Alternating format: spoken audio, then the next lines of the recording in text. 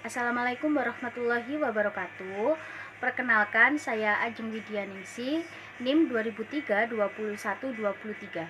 Di sini saya akan membuat video terkait media pembelajaran modern yang telah saya kembangkan pada mata kuliah penyusunan media pembelajaran bahasa Indonesia yang diampu oleh dosen saya, yaitu Bu Anissa Ulfa MPD. Di sini saya menggunakan KD menemukan informasi dan unsur-unsur teks fantasi dari teks visual dan audio visual untuk menemukan makna yang tersurat dan tersirat.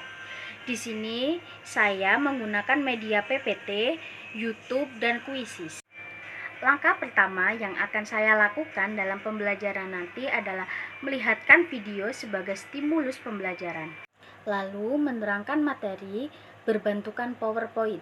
Saya sudah menyiapkan materi yang telah saya buat dan saya masukkan ke dalam PowerPoint tersebut yang berisikan pengertian teks fantasi, ciri-ciri, struktur, dan unsur dari teks fantasi. Jika sudah bisa login, kita langsung saja membuka pada menu Quizizz, di mana sudah ada file kuis. Namun sebelum kuis dimulai atau soal dikerjakan, saya di sini akan menampilkan video yang gunanya adalah untuk mengetahui informasi apa yang akan menjadi penugasan pada cerita yang akan saya sajikan.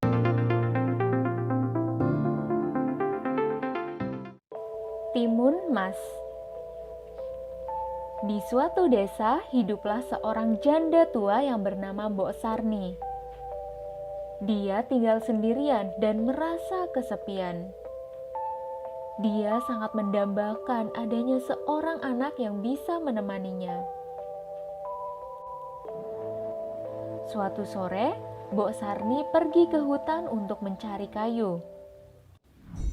Di tengah jalan, Mbok Sarni bertemu dengan raksasa pemakan manusia. Ia gemetar ketakutan dan memohon raksasa untuk membiarkannya pergi.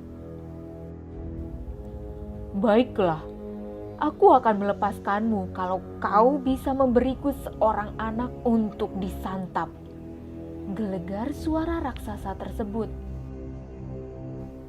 "Tapi aku tidak punya anak," jawab Mbok Sarni dengan lirih. "Kalau begitu, ambil biji mentimun ini, aku titip untuk kau tanam. 15 tahun lagi aku akan kembali untuk memakannya," geram sang raksasa. Mbok Sarni pun pulang dan menanam biji itu di halaman rumahnya. Setelah 2 minggu, mentimun itu tumbuh dan berbuah sangat lebat. Salah satu mentimun terlihat berukuran cukup besar.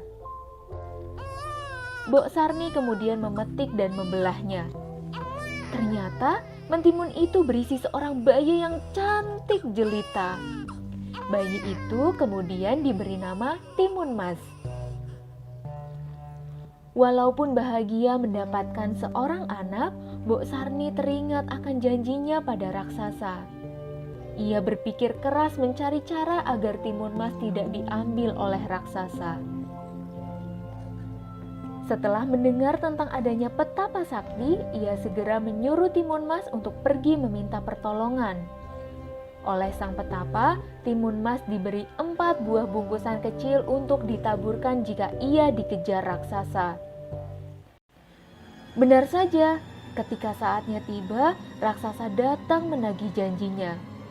Mbok Sarni berusaha mengulur waktu agar Timun Mas bisa kabur. Menyadari hal itu, si raksasa murka dan segera mengejar Timun Mas. Pertama, Timun Mas melemparkan kantong yang berisi biji mentimun. Sungguh ajaib, timbul ladang mentimun yang lebat buahnya. Langkah raksasa pun menjadi terhambat karena tubuhnya terlilit batang mentimun.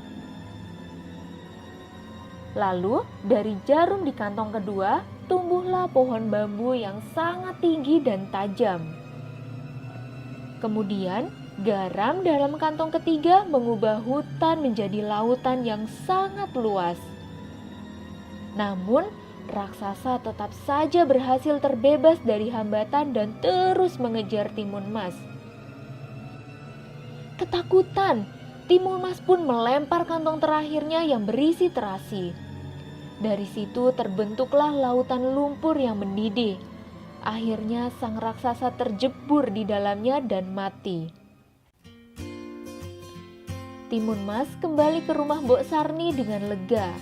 Mereka pun kini hidup berbahagia. Jika sudah selesai melihat video, langkah selanjutnya adalah pembimbingan tugas dalam menganalisis unsur teks fantasi. Jika sudah selesai melihat video, maka barulah membuka aplikasi Quizzes ini dan mengerjakan soal-soalnya.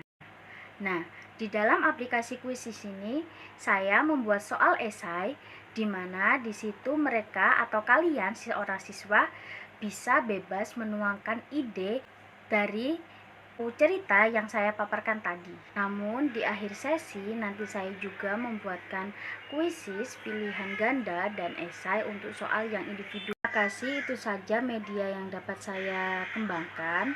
Kurang lebih baiknya saya mohon maaf.